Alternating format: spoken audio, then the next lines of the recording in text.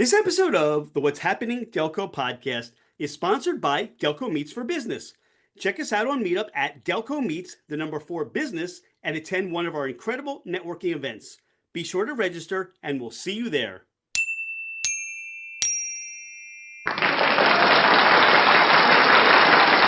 What's happening, Delco? I'm Rich Shane, and welcome to the What's Happening Delco podcast. Today I'm joined by Valor Ulysses Boyer of Valor Grappling Club. Valor, welcome to the podcast. Thank you, Rich. Yeah, I really appreciate you having me. Valor, what is the Valor Grappling Club? Valor Grappling Club is the gym that I'm starting, jiu-jitsu gym, that is. This is years in the making. I spent years traveling the world, competing at the highest level of jiu-jitsu. And now I'm going to try to bring all that experience to Delco and just try to create, make world-class jiu-jitsu accessible to everyone. How did you find your way to jiu-jitsu, Valor? Yeah. So I think I just started as like an MMA fan, basically. Just like watching MMA events, and the grappling guys always kind of looked cool to me because it was like, it seemed like pretty effortless. And yeah, that was just like the classic pipeline of like watching MMA and getting inspired to want to do grappling from that. And I found a jiu-jitsu gym in the area I was living in at the time, Manayunk, and started training at this gym called 127 BJJ. Great group of guys out there, and just super welcoming environment, and it got me hooked. Talk about some of your competition experience and rising to that level. Speak to that a little bit. Yeah. So I always enjoyed competing ever since I started jiu-jitsu. And I knew I had aspirations to want to do something greater with it, but it's tough. Jiu-jitsu, it's a very expensive sport to compete in, and you're basically making all your money on the back end. Like, you compete just to earn enough credentials where you can then, sell yourself for privates or seminars and things of that nature. So the pathway isn't always clear. So it wasn't until I became a brown belt. So for those who are uninitiated, basically it was white belt, blue belt, purple belt, brown belt, black belt. And getting to black belt can take up to 10 years on average, give or take. So when around the time I was a brown belt is when I wanted to start taking it more seriously and stop competing only at a local level and start competing at the world level. So I ended up going to my friend's Daniel Myra's gym. He opened a gym in Bucks County called Movement Art, along with Nick Salas, and these two guys are some of the best minds in jiu-jitsu. And that's just really how it started to take off from there. I started to take my training a lot more seriously. I started to consolidate all my money towards traveling and competing as much as I could. And yeah, it was just like a snowball effect.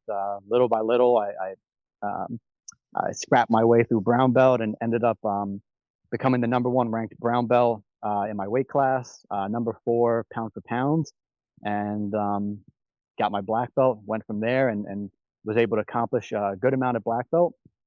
But now it's time to open the gym so that I can be a little more financially stable, to put it mildly, and then I can reassess and go back into the competition career from there. But yeah, it's been a pretty crazy journey so far, traveling to multiple different continents and different states, and yeah, it's crazy.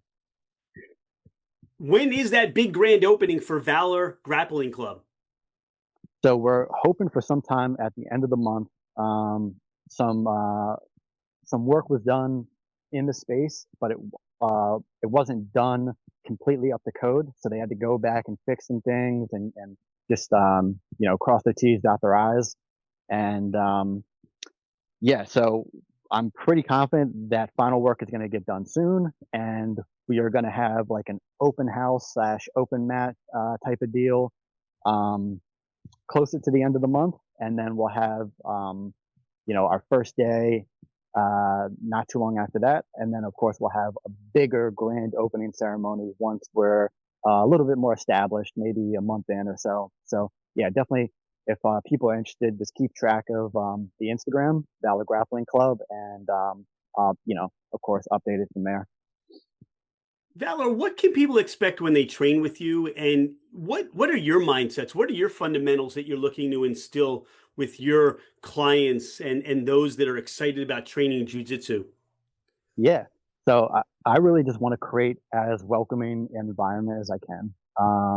Jiu-jitsu is it's a tough enough sport as is without you know the added pressure of just a very toxic environment. So that's my number one goal, is just to make people feel comfortable, feel welcome, and just ingratiate them into this art that can do a lot for them. It can be a vehicle for a lot of self improvement, both on the mat and off the mat.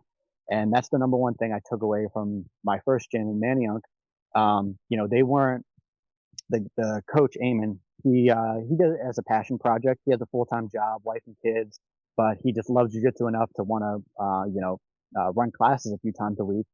And from the first day I was in there, it was just like I just always wanted to come back just because it was such a cool hang. So that's my main goal. And then from there, just give them the tools to kind of be their own coach as much as they can. Not have to rely on me for every answer. I'm not trying to be a guru. I'm trying to give you like principles and concepts that can keep you safe, that can take you far in the sport, and yeah, just go from there and give you a good outlet for fitness and community, and whatever you want to get out of it, really. For those listening to the podcast and have heard of jujitsu but are not quite sure what that is, can you give them just some idea of what this is, what jujitsu Sure. is? Yeah, if you're familiar with wrestling, I'd say it's probably closest to wrestling, except we have submissions involved. So submissions being, joint locks and chokes, strangles. So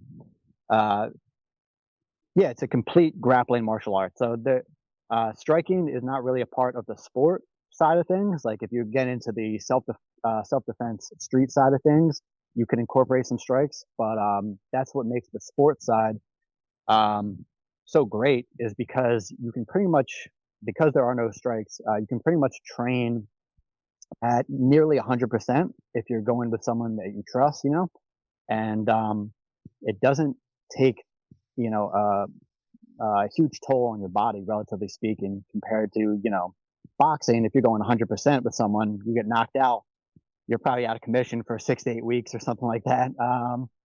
But jujitsu, it's just, that's all groundwork and throws and takedowns and stuff like that. So, relatively easy on the body, and yeah, so much fun. Just a giant problem solving game that just never ends. It just, like, as soon as you think you have a grasp on it, it humbles you very quickly. So yeah, that's what I love about it. You shared your beginning journeys of starting in Manayunk and Mm-hmm. traveling the world and competing and learning and studying. Over that time, who's motivated you, or who motivates you today? Who mentors you today? Yeah, I touched on them a little bit. I mean, really, all my coaches, like my first coach, Eamon, like I said, he just showed me that a welcoming environment and just a cool environment is going to be crucial. But my current coaches, who I got my black belt under, Nick and Danny, huge mentors of mine. These guys are some of the best minds in the sport, and uh, technically just like the most proficient jiu-jitsu athletes I've ever been around. And they're just constantly trying to improve their craft, and it just never ends. And that's something very humbling for me, because people who are at the level that they're at, they could easily just rest on their laurels and, kind of just hang back, but they never do that. They're just constantly refining and, drilling things that they might already know, but they're going to reinforce it um, into their subconscious.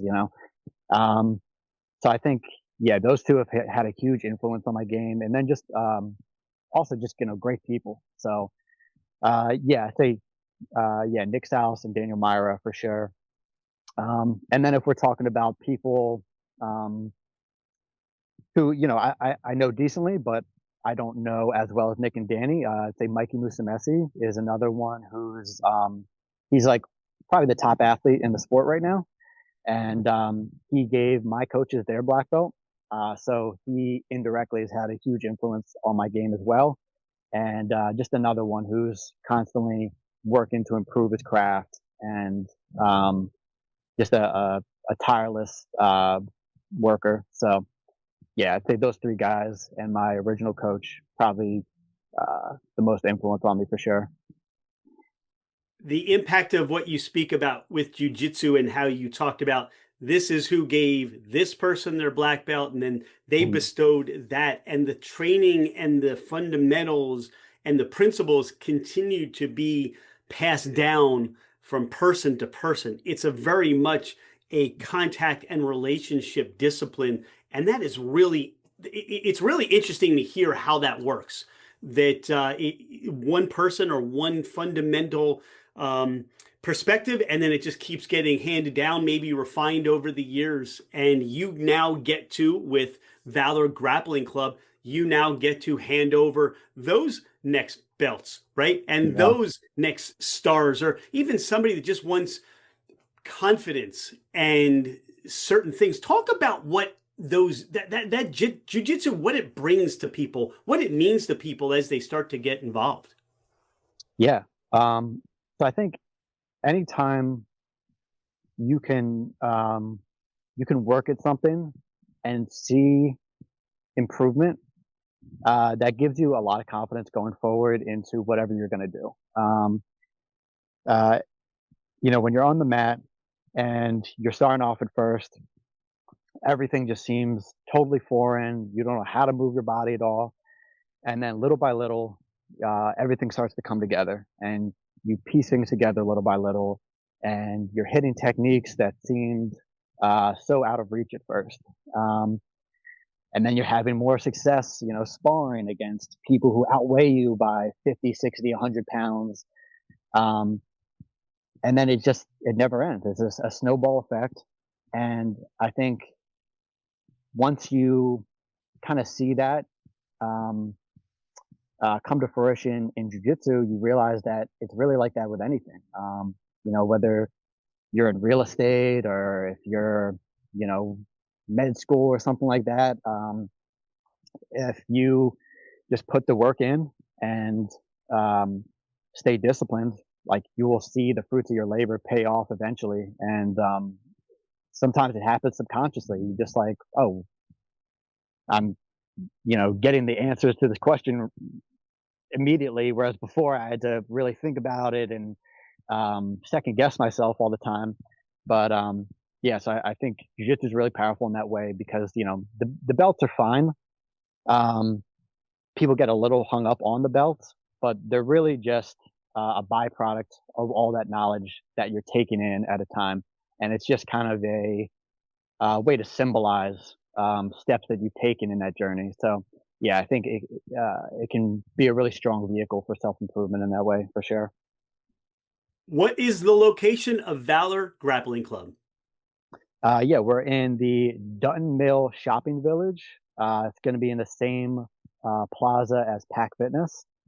Um, yeah, the exact address 4425 Pennell Road. And yeah, I'm super hyped to bring it to everyone in the community, kids and adults. And yeah, just looking forward to getting things started, man. Valor, you've finished training, or you've finished training a student, your personal training, you're training some of your students, and you have a cheesesteak craving. Where are you going for your cheesesteak? This is a controversial question here. Um, Man, I I like what's the South Philly spot? Oh my, I mean, I know there's a ton of them. Angelo's. I'm a big Angelo's guy. There you go. Um, yeah, I like Angelo's a lot. I like D'Alessandro's a lot because I was in Manioc for a while, so that was a pretty common occurrence going there. I'm from Brooklyn originally, so I've lived in Philly for the past, or the Philadelphia area for the past 12 years or something like that. But when I go back to Brooklyn, I go to Federoff's. Dave Federoff is a South Philly native, and he's bringing um, Philadelphia cheesesteaks to the Brooklyn area, and he does them very well. He has a roast pork, a cheesesteak, and an Italian that are top notch. So yeah, those are probably my top three spots. But I'm open to suggestions for sure. We need to get you some Delco spots so when you're out and about you can grab those. But you've Yeah, satisfied your cheesesteak craving. I am excited to hear where you're going for your pizza. Where are you going for your pizza, Valor? that's a tough one. Thunderbird in Springfield, I like them a lot. Um, Once again, I'm just going to my childhood to Brooklyn and whatnot.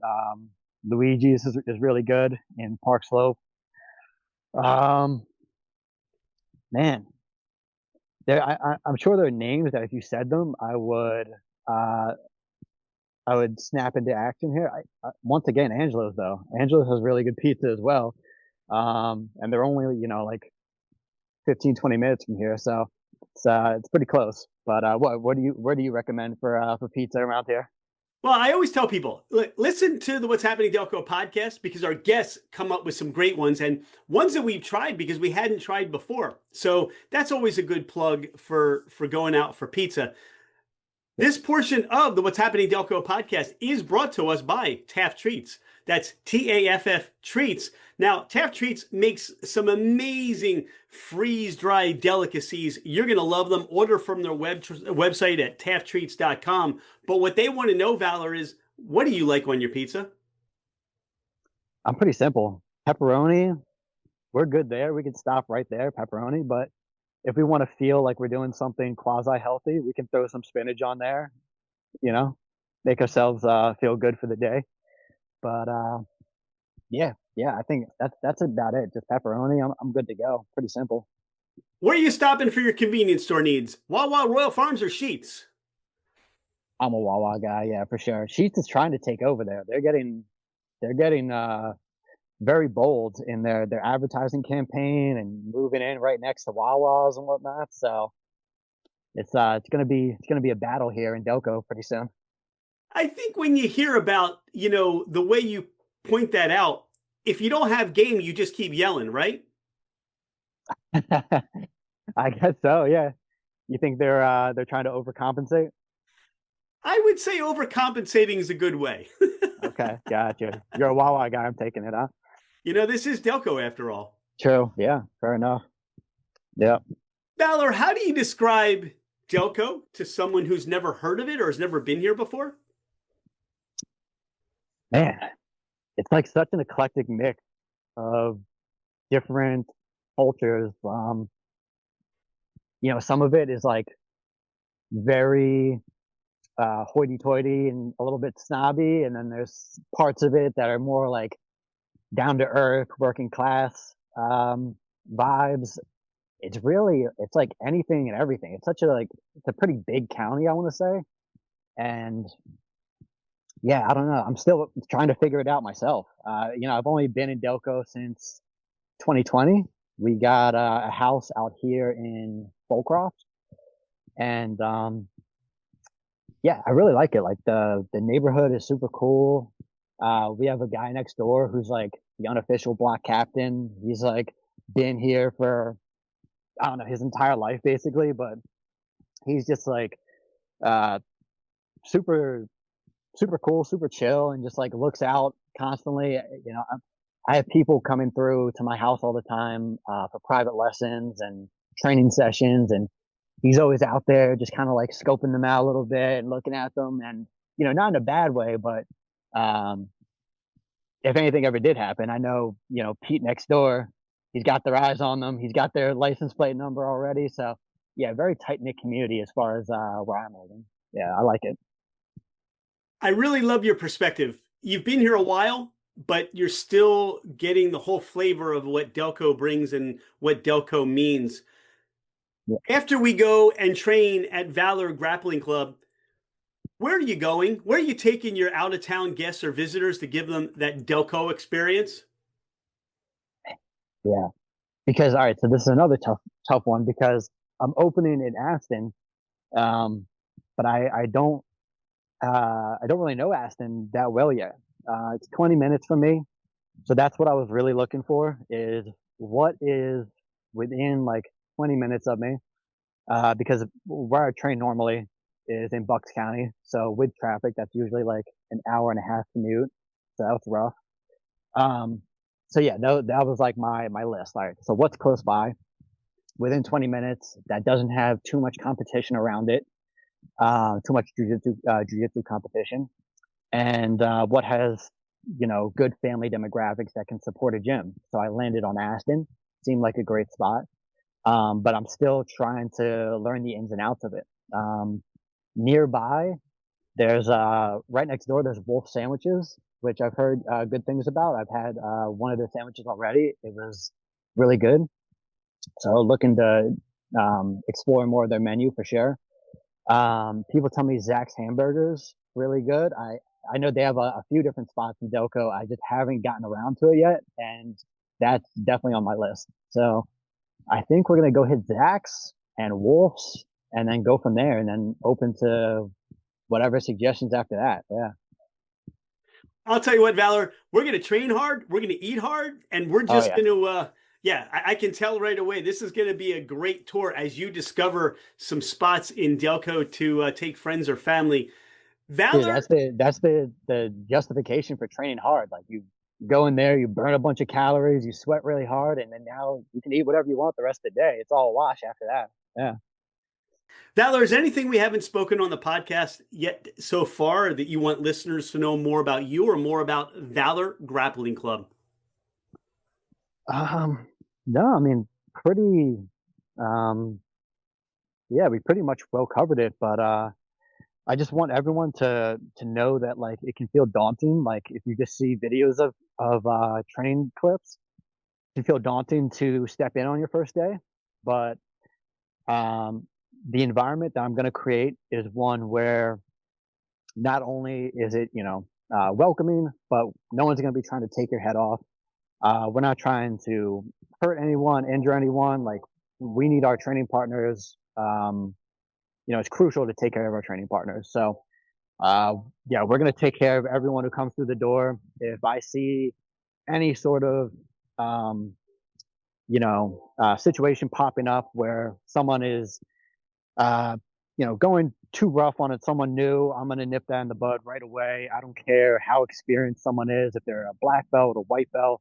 Um, they're going to leave the gym if they cannot control themselves and keep everyone safe. So that's the number one thing. I'm trying to promote longevity for people in the sport and just give them, great outlet for self improvement.